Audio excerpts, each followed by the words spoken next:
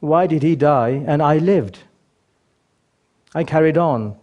I fought in Kashmir. I also recruited for the Philippines, Bosnia, and Chechnya. And the questions grew. Later in Burma, I came across Rohingya fighters who were barely teenagers, born and brought up in the jungle, carrying machine guns and grenade launchers. I met two 13-year-olds with soft manners and gentle voice. Looking at me, they begged me to take them away to England.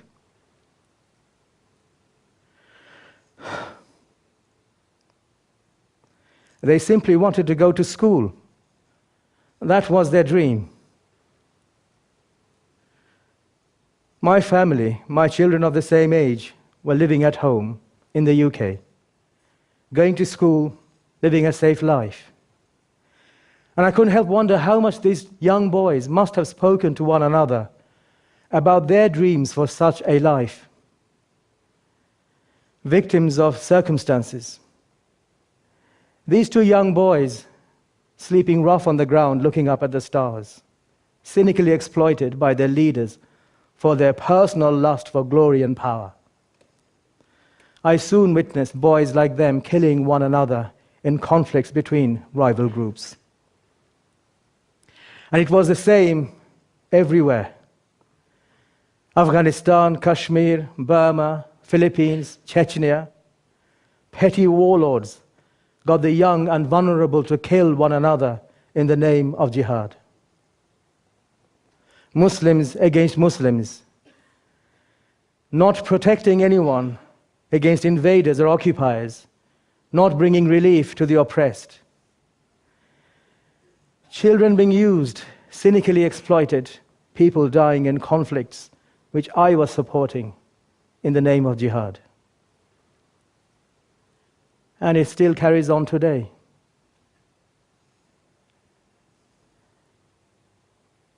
Realizing that the violent jihad I had engaged in abroad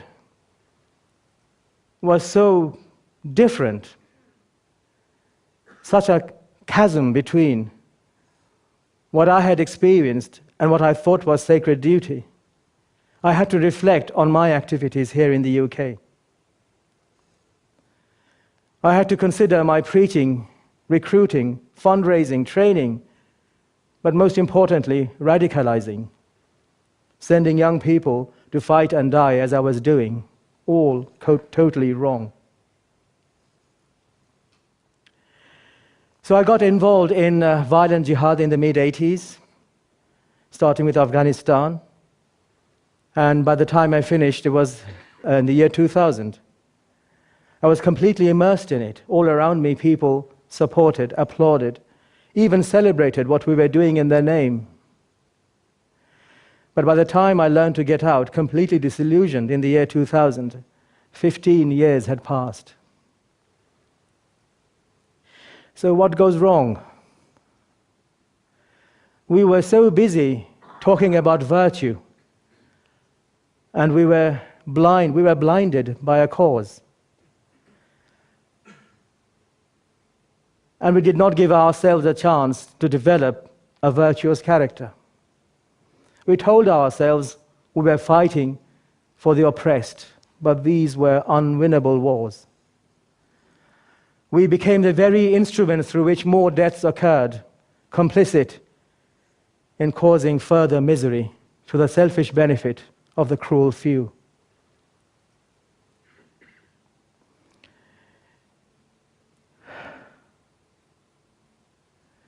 So over time, a very long time, I opened my eyes. I began to dare to face the truth, to think, to face the hard questions. I got in touch with my soul.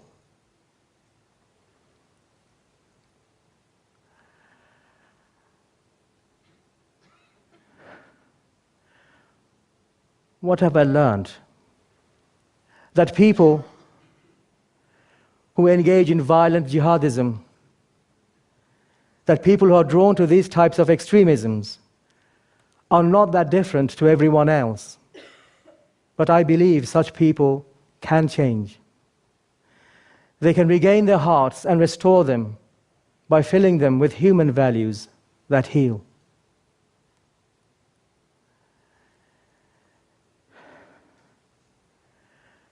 When we ignore the realities, we discover that we accept what we are told without critical reflection.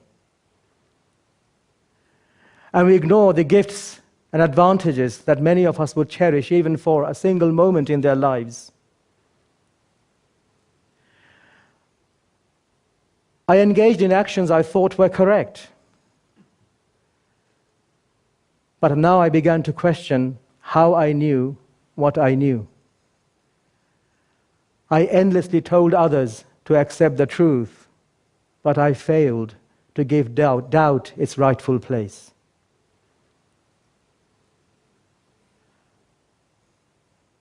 This conviction that people can change is rooted in my experience, my own journey. Through wide reading, reflecting, contemplation, self-knowledge, I realized that the Islamist world of us and them is false and unjust. Through considering the uncertainties in all that we had asserted to be inviolable truths, incontestable truths, I developed a more nuanced understanding.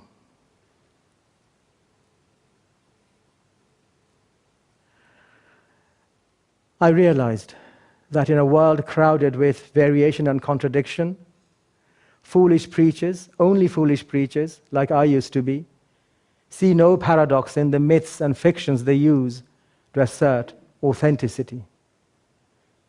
So I understood the vital importance of self-knowledge, political awareness, and the necessity for a deep and wide understanding of our commitments and our actions, how they affect others. So my plea today to everyone, especially those who sincerely believe in Islamist jihadism, refuse dogmatic authority. Let go of anger, hatred, and violence. Learn to right wrongs without even attempting to justify cruel, unjust, and futile behavior. Instead, create a few beautiful and useful things that outlive us. Approach the world, life, with love. Learn to develop or cultivate your hearts to see goodness, beauty, and truth in others and in the world.